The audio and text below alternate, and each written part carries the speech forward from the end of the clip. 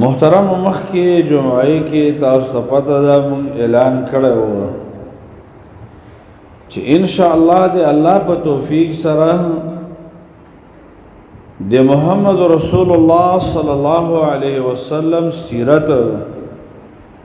د رسول الله صلی الله علیه وسلم حالات زندگی هغه به ان شاء الله بیانوو اگر چې دا آسان کار نه ده لیکن د خپل رب نه توفیق واړو چې الله رب العالمین مونږ ته د دې حق ادا کولو توفیق راکړي سیرت ویلې څه شي تی ورونو سیرت ویلې شي د ګرځېدلو کې ناستلو ناسته پاسته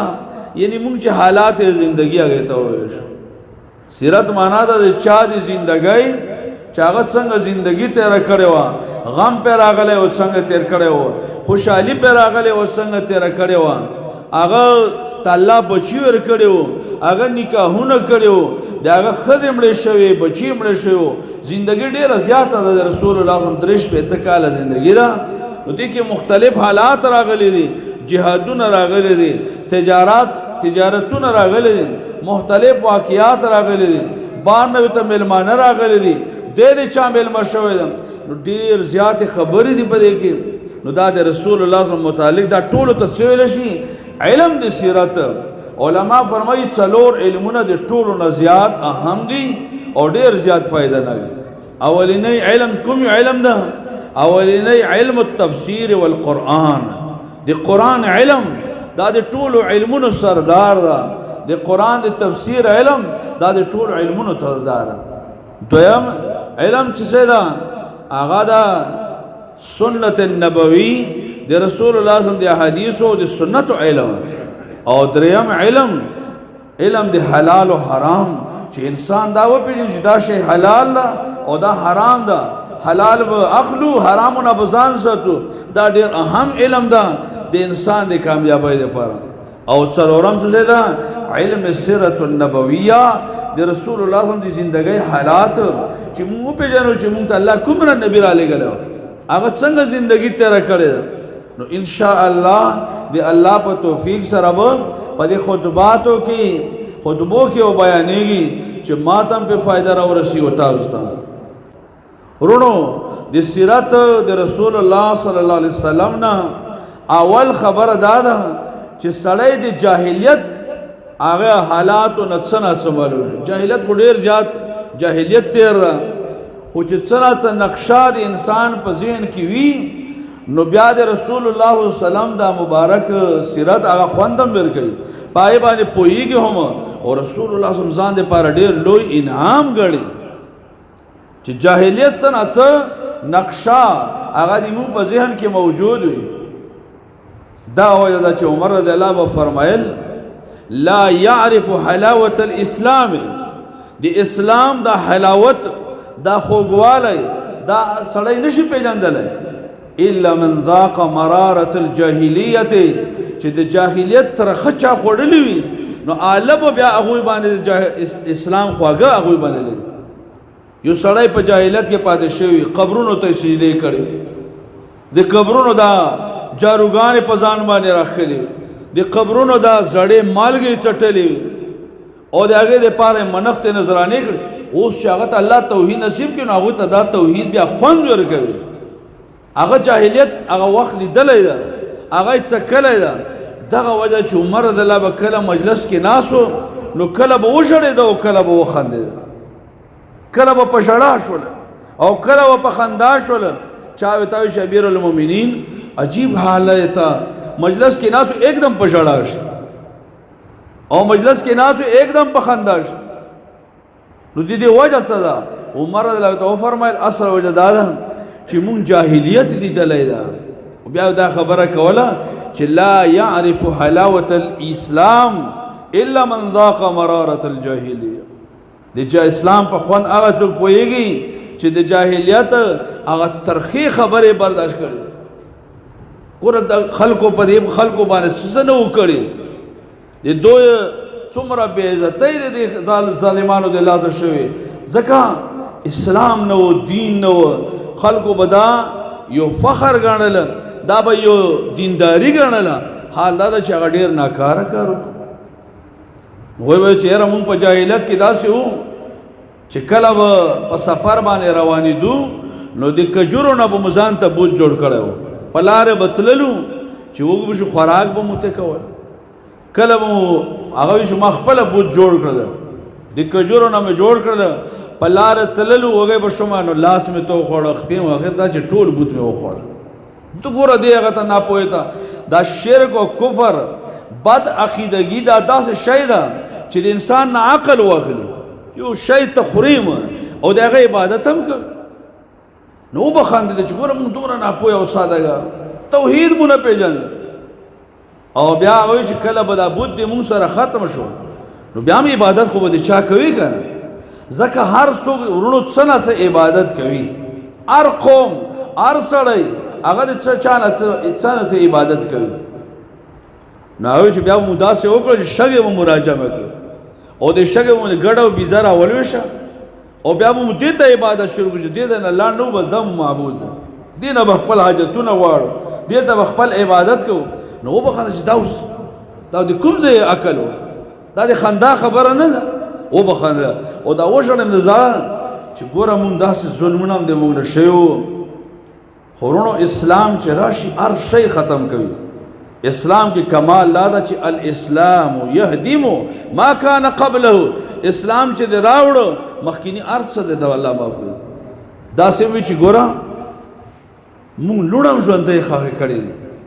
او یو چې ما لور وه هغه ما سره ډېره زیاته مینه کوله او ډېره زیاتې خوږې خوږې خبرې به یې کولې. ما بوتلله او ورته کن مې کېنستله نو هغه دومره زیاته ما سره مینه کوونکې وه چې د ما په ګیره کې به خاورې وغورځېدې نو هغې به ترې هغه سره لرې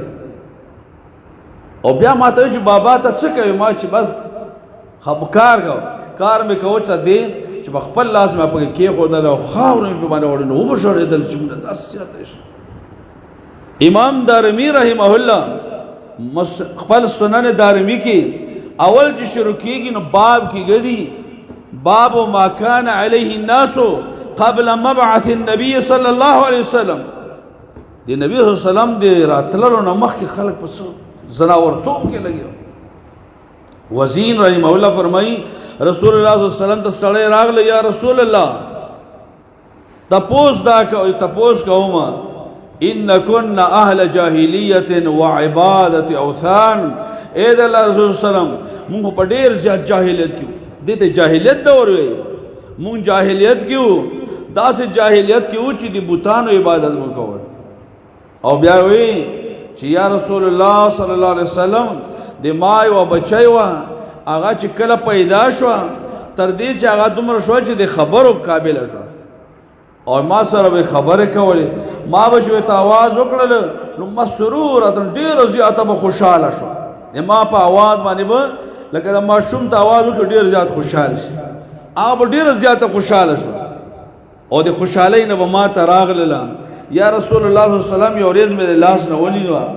او ځان لرې مې بوتله د مونږ د کلي علاقې چې کوم نږدې کویی وه فاخذت بیدها یا رسول الله صلی الله علیه وسلم د لاس نه مې ونیوله او فرددتها فی بئر کوی ته مې لړه کړله یا رسول وکان آخر عهدی بها. آخری الفاظ د هغې جینۍ دا و یا رسول الله صلی الله علیه وسلم یا ابتاه اے بابا جان اے بابا جان. بیا هم د هغوی په زړه کې ترس نه ماشوم خپل بچی د هغه ته څپېړه ورکړه 2 منټه بعد به بیا د زړه نه یو الله خبر وي چې دا مې څومره به د زړه ته درد رسي. خو دومره زیات جاهلیت و د رسول الله صلی الله علیه وسلم راتلل هغوی دپاره څومره زیات دی الله مهرباني، موږ دپاره څومره دی الله رحم. رسول الله صلی الله علیه وسلم چې دا خبره فوقف دمع عینیه د رسول الله صلی الله علیه وسلم سترګو مبارکو نه اوښکې روانې شو او ژړې د رسول الله صلی الله علیه وسلم. یو سړي ورته ووایي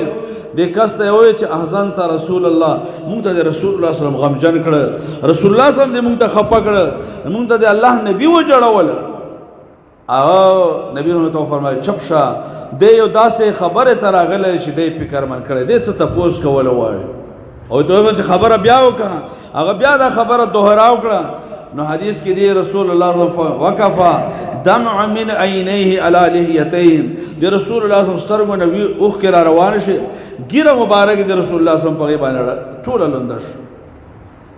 او بیا هغه وی یا رسول الله صلی الله علیه وسلم مونږ ته الله دا معفو کی د دې به مونږ ته الله معفو کی یا رسول الله صلی الله علیه وسلم نبی صلی الله علیه وسلم فرمایل ان الله وضع عن الجاهلیت ما عملوا جاهلیت کې چې کوم کارونه شوي دي الله هغه ټول الله معاف کړی دي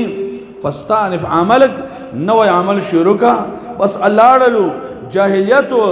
اسلام یو داسې عظیم دین ده داسې قیمتي عقیده ده الاسلام یهدم ما کان قبله چې مخکې څه هر څه دین الله هر څه الله معاف کوي په دې باندې نورونو دا د عربو حالو د هغوی جاهلیتو پای کې ډېر داسې واقعات چې یو سړی خپل لور هغه ښخوي ژوندی نو د دې نه نور لوی جاهلیت به کوم یو سړی پیدا کړي دا جنګونه کول مړی کول د یو بل په کوپړی کې او بس کل دا خو بیا وړې خبرې مه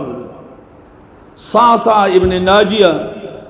دا د فرزدق شاعر مشهور شاعر و عرب بنو امیہ د دور د هغه نیکه صعصع ابن ناجیه رضی الله عنه راغله نبی صلی الله علیه وسلم ته دروازې ته راغله رسول الله صلی الله علیه وسلم ته فرمایي یا رسول الله صلی الله علیه وسلم کلمه راته وویله نبی صلی الله علیه وسلم ته کلمه ویله اسلام کې داخل شو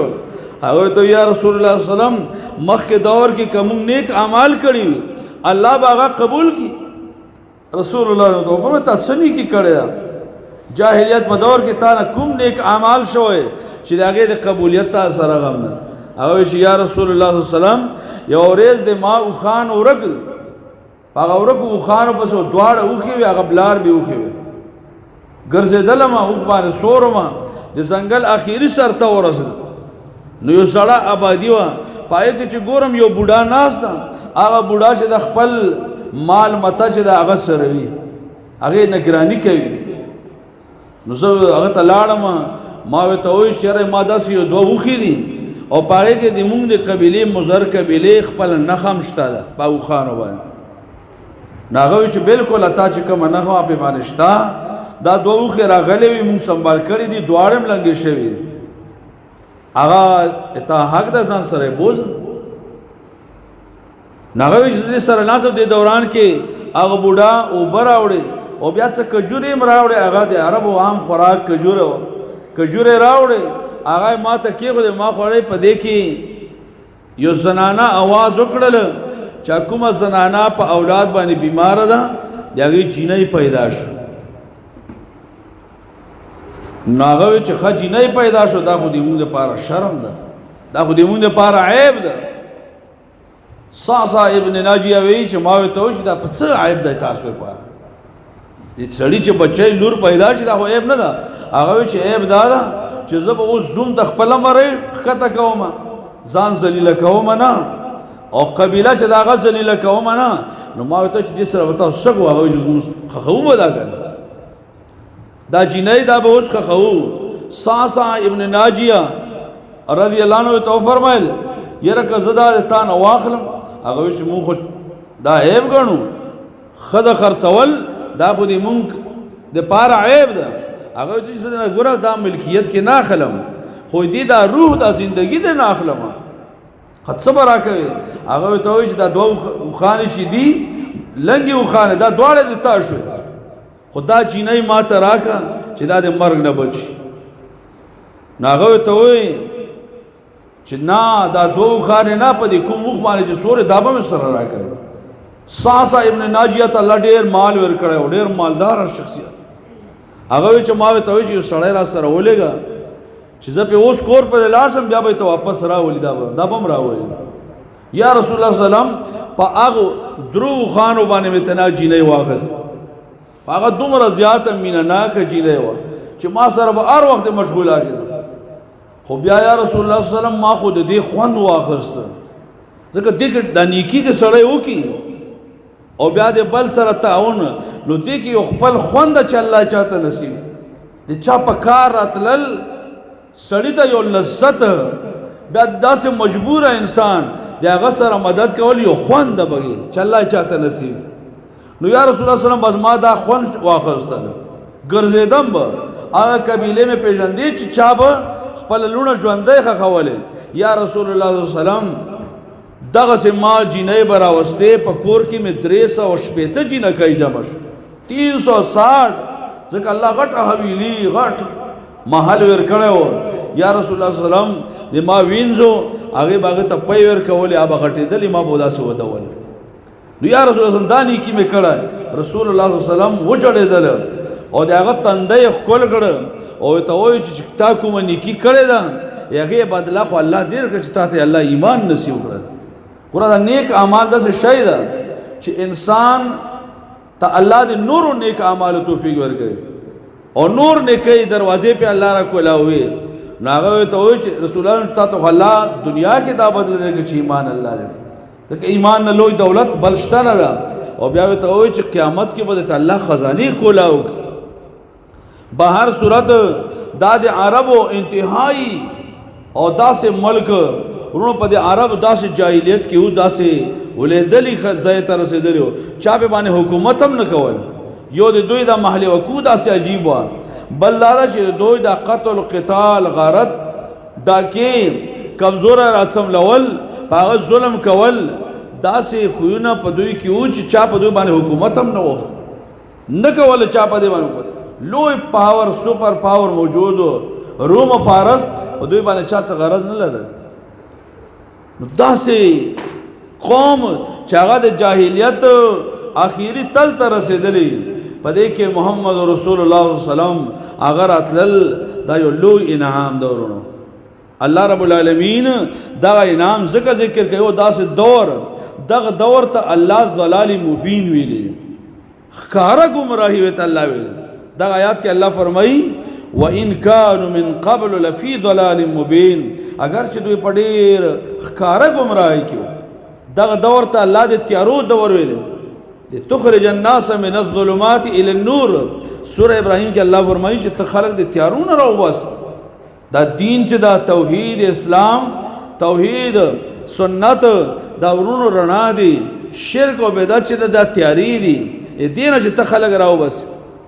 ليخرجهم من الظلمات الى النور سوره مائده کې الله فرمایي چې دا خلق د تیارو نه راوباسه د رسول الله صلی الله علیه وسلم دا ډېر لوی انعام و دا ډېر لوی دی الله رب العالمین رحمت دیو جن دا شعر عبدالقادر جیلانی ته منسوب ده چې هغه به فرمایل افلت شموس الاولین و شمسنا د مخکینو نور هغه سترګې هغه ډوبې شولې و شمسنا او د مونږ انور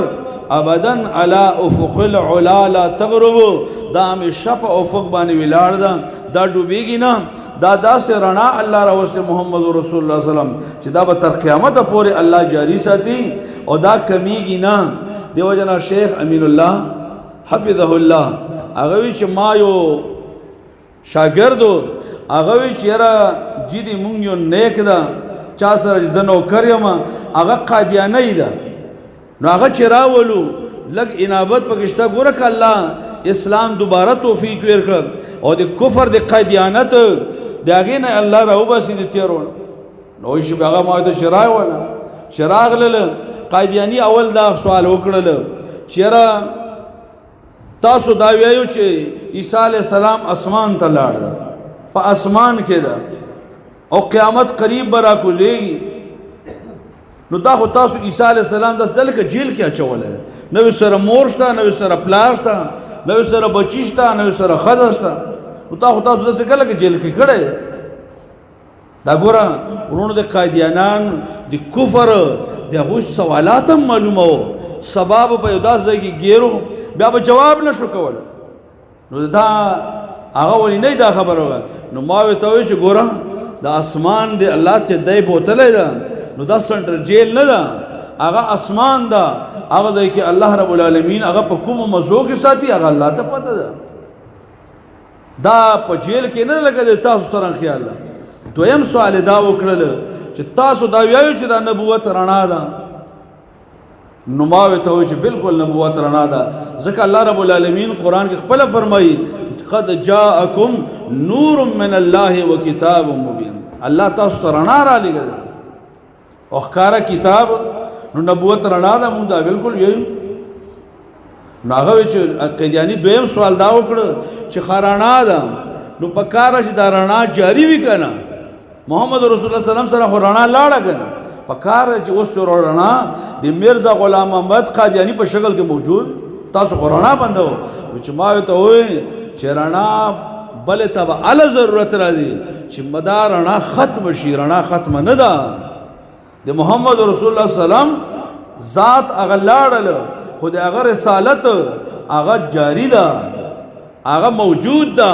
رڼا موجود ده. او د هغې مثال د نور ده. لکه نور موجود وي او سړی ځان سره بیټري ګرځوي چې رڼا ضرورت ده، نو ټول خلک به ده پورې خان چې ته پاګل و لیونی یې، دومره رڼا موجود ده، ته بله رڼا راوړې. د محمد رسول الله صلی الله علیه وسلم رڼا عبدالقادر جیلانی دغې ته اشاره کړې ده چې افلت شموس الاولین و شمسنا، د مخکینو نورونه او رڼاګانې هغه ډوبې شو، د مونږ انور ابدن علا افق العلا لا تغربو، دا په اسمان باندې موجود، دا ډوبېږي نه، دا داسې رڼا نه ده. نو محمد رسول الله صلی الله علیه وسلم یو نعمت دی الله، رحمت دی الله. اهل کتاب ته الله څه فرمایي؟ یا اهل الکتاب قد جاءکم رسولنا. اے اهل کتابو، اے د تورات، اے د هغوی اهل، اے د انجیل والا اهل، قد جاءکم رسولنا، زموږ رسول محمد صلی الله علیه وسلم تاسو ته راغلی ده. یبین لکم علی فترة من الرسل، تاسو ته بیان کوي علی فترة من الرسل، د رسولانو سلسله هغه بند شوله، ختم شوله. دی په دغه ځای کې الله راولېږل. فترت زمانه دې ته ویلی شي چې فتر د فتور نه سستۍ ته ویلی شي. مخکینی دینو که ابراهیم علیه السلام دین و هغه خلکو بدل کړی و، د موسی علیه السلام دین و خلکو بدل کړی و، د عیسی علیه السلام دین و خلکو بدل کړی و. دا بدل شوي و، په هغې عمل خلکو پرېښی و. په داسې د احتیاج او ضرورت په وخت کې لکه مونږ شیخ عبدالسلام رحمه الله به فرمایل محمد رسول الله صلی الله علیه وسلم داسې و چې د عالم ټول دته تږی و، ډېر ضرورت و. الله محمد رسول الله صلی الله علیه وسلم راولېږل او الله رب العالمین فرمایل یبین لکم علی فترة من الرسل ان تقولوا ما جاءنا من بشیر ولا نذیر، چې سبا مو دا بهانه نه وي چېرې څوک یره ورکوونکی نه و، څوک زیری ورکوونکی نه و. قد جاءکم بشیر و نذیر، محمد رسول الله صلی الله علیه وسلم بشیر و نذیر تاسو ته راغله. وهو على كل شيء قدیر، الله په هر شي باندې قدرت والا. نو د رسول الله صلی الله علیه وسلم نه مخکې دا جاهلیت د دې دا زنا واقعات مې ذکر کړو چې محمد رسول الله صلی الله علیه وسلم دا مو دی الله یو لوی انعام وګڼو او د داسې جاهلیت هغې نه د امت الله پرې راوښکی ده. الله رب العالمین نه به غواړو چې مخکې د رسول الله صلی الله علیه وسلم پیدایش د هغه ورکوټوالی انشاءالله دا به مخکې بیانوو بتوفیق الله تعالی. اقول قولي هذا واستغفر الله لي ولكم ولسائر المؤمنين.